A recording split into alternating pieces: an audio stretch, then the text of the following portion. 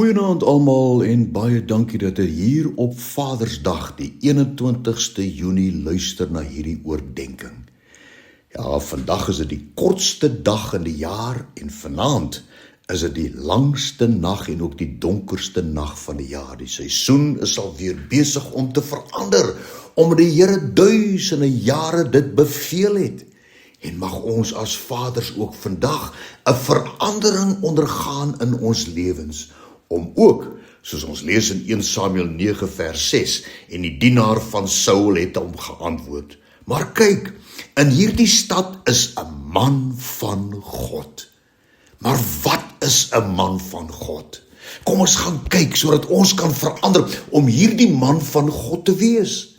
'n Man van God is om 'n godsman te wees. 'n Man van God is 'n man wat met God wandel. 'n Man van God is 'n man op wie God trots is. 'n Man op wie die Here kan vertrou. 'n Man van God is 'n magtige wapen in sy hand. Maar kom ons kyk 'n bietjie hoe lyk 'n man van God. 'n Man van God is karaktersterk en liefdevol. 1 Korintiërs 16 vers 13 en 14. Waak, staan in die geloof, wees manlik en wees sterk. Hierdie woordjie waak en staan is militêre uitdrukkings, Gregoreo en Steko, wat die Here eintlik 'n opdrag aan ons as manne gee. En dan gaan hy verder en sê, laat alles by julle in liefde geskied.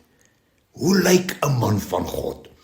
'n Man van God is gehoorsaam aan God.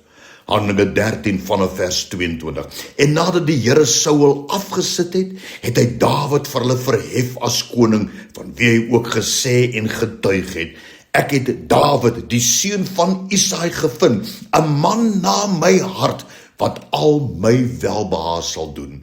En die nageslag van hierdie man het die Here God vir Israel volgens die belofte Jesus as verlosser verwerk. Kan jy sien wat jy vandag doen? Kan in die toekoms weer galm.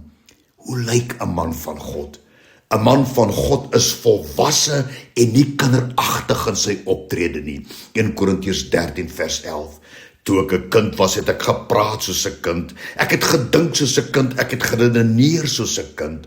Maar nou dat ek 'n man is, het ek die dinge van 'n kind afgelê. 1 Korintiërs 14 vers 20. Manne, moenie kinders wees in die verstand nie, maar wees kinders in die boosheid en wees volwassenes in die verstand.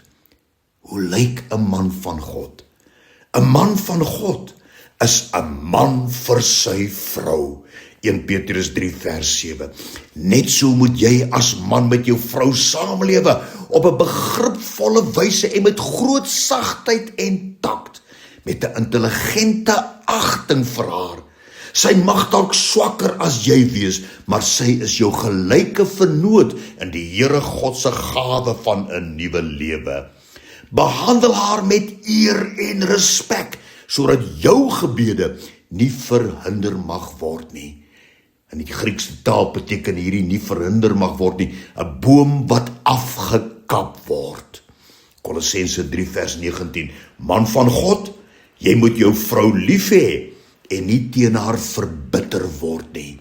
Kom ons kyk bietjie wat beteken hierdie woordjie verbitter. Dit is die Griekse woord pikria, wat in hierdie konteks dui op 'n man wat knorrig en gedurig met 'n suur gesig rondloop.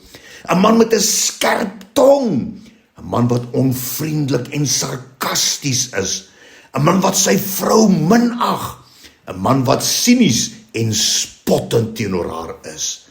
En nou ten slotte, wat is 'n man van God? 'n Man van God is 'n man van verantwoordelikheid en opofferende liefde. Dit is 'n man wat 'n volgeling van Jesus Christus is. En mag jou gebed as man van God ook altyd wees in tye van nood, om met die Here te praat oor die probleme, om met die Here te praat oor jou gesin. Psalm 90 vers 1. 'n Gebed van Moses. Mag jou naam van vandag af hier staan. 'n Gebed van Pieter of Johan of Gert of wat ook al jou naam is. Die man van God. Here, U was ons woonplek en ons toevlug van geslag tot geslag. Man van God, ek daag jou uit, gaan lees hier die hele gebed van Moses en jy sal sien hoe praat hy met die Here vanuit 'n verleentheid en probleme en hoe vertrou hy die Here vir 'n deurbraak. En dan, 'n man van God is 'n magtige wapen in sy hand. En die vraag wat net jy kan beantwoord is, in wie se hand is jy vandag 'n wapen? In wie se hand wil jy die res van hierdie jaar, die res van jou lewe, in wie se hand wil jy 'n wapen wees? Here, help ons om vandag hierdie besluit te neem as manne. Ek is 'n man van God en ek is 'n magtige wapen in sy hand. Dankie daarvoor, Here. Amen.